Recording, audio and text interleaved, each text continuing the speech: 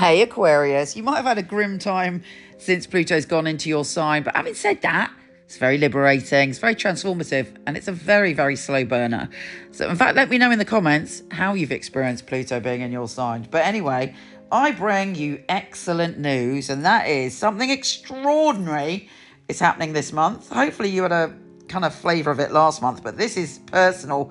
This is wonderful. This is exceptional because we have Jupiter, the planet of good fortune, trine Pluto in your sign. And Jupiter is in your happiness, creativity, and wonder and joy, all the good things. So there is a big transformation coming for you. Hasn't happened since, I believe it's 2016, since the last time Jupiter tried Pluto, and it was not, obviously, in your sign. And so this is a whole big different ball game. This is your opportunity to completely transform and to find your bliss and your happiness, creativity, romance, flirtation, all good things. And there's going to be something surprising, delightful and wonderful coming to you this month, fingers crossed. Obviously, you've got to make a commitment to going for it. But in good news, the way to go for it is to follow your bliss, follow your pleasure, follow what makes you happy, what inspires you. There could be a massive creative breakthrough as well if you are into creativity in any way, shape or form. Mercury is going into that position, and Mercury trines Pluto on the 4th. So if you want to pitch an idea, if you want to get yourself out there, if you want to talk about what makes you happy and how you can bring it into your life, or even actually someone could be telling you something that makes you over the moon. But it's all good vibes for you all month, but particularly up until the 17th. So make the most of it. If that wasn't enough, we have the Sun and Venus joining forces in your pleasure zone, and you should be, I'm hoping you're going to be on the high of life this month, and you're feeling like optimistic and excitable and so much laughter and joy coming your way. Now, for you to make the most of this, the new moon in Gemini on the 6th is your opportunity to let go of things that don't make you happy and don't give you bliss. Surrender them and put it out there to the universe, what you want to draw to you, and say, right, I want happiness. Bring it to me, universe. Bring it to me, cosmos.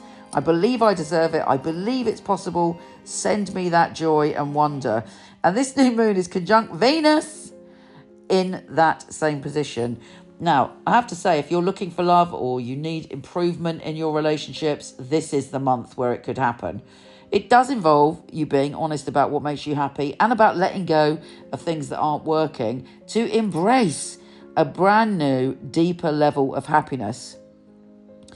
On the 9th, Mars enters Taurus. You're feeling very cozy.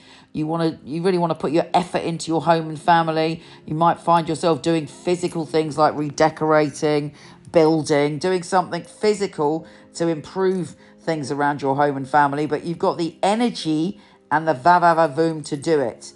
Although you might find, thanks to Mars square Pluto, there could be a bit of a power struggle between what you want to do and what other people close to you think you should do. But really, it's the least of the worries because everything this month is marvellous. With the Sun and Mercury joining forces, I'm sure people will lean towards what you're thinking from the 14th. And again, happiness, laughter, lots of giggles this month. Now, the energy does shift and change on the 17th when we have Mercury and Venus going into Cancer. But just before that, Mercury and Venus conjunct in your pleasure zone. So, you know, there's lots of positive things happening on that day. But then you're sort of changing direction and you're thinking about your health and well-being. You have the opportunity to change very small patterns in your life for very big rewards. But you need to be committed to your health and well-being, your habits, your patterns, your daily routines and where they're leading you. The full moon in Capricorn is delivering a very intuitive, magical synchronicity that's going to lead you the way forward. If somebody hasn't been honest with you, that could come up on this full moon, but you are super psychic and intuitive, so use that energy. Venus is sextile Mars on the 29th, and it seems that you're going to be around the people that you love, that you consider family, and you're putting your effort in. I'm telling you, this month is extraordinary. Make the most of that creative spark, that laughter and that joy to commit to the next phase of your life where you have that more around you. You deserve it. You're a visionary. Life is changing. Take care, gorgeous, and I'll speak to you soon.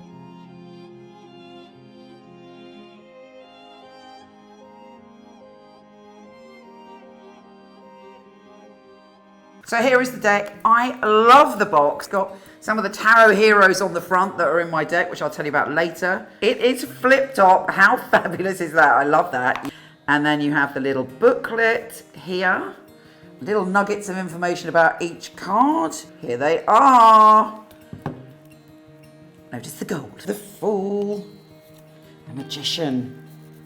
The High Priestess, which is so important because it is Pamela Coleman Smith. She was the illustrator of the original Knight-Waite. And I have 3 Lovers cards. The Chariot, Strength, the Hermit, various heroes here. This is Anna May Wong. So I've got this leaflet that comes with the pack. It gives you one line of straight to the point wisdom about it. But this is the book.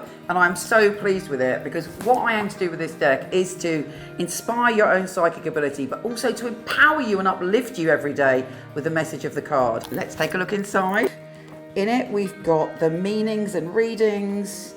All my knowledge is in this book, all my love and all my heart.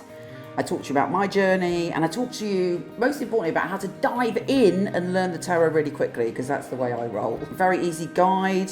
I talk to you about reversals and how to empower yourself and feel the love of the tarot. And then there's a little space where you can do your readings. And at the back, really importantly, I talk to you about all the card characters, the amazing things they did in the world to inspire us. Just to give you a taster, let's pull a card to see what we've got. Well, that is a great card. The 9 of Cups, the Wish card. The most basic interpretation of the 9 of Cups is that you're being given a massive cosmic yes. This book is my life's work. I've been doing tarot basically from when I was born. It's been a lifelong passion, and you're always learning when it comes to tarot, and I've tried to put everything I know and all the magic and how you can learn quickly. You can get them from Amazon, Barnes & Noble, and potentially order them from your local bookshop and support your local bookshop. These carry my heart and my soul, and I thank you for being on this journey. You inspired me to do it because I wanted to have an inclusive deck. So I thank you for being my inspiration.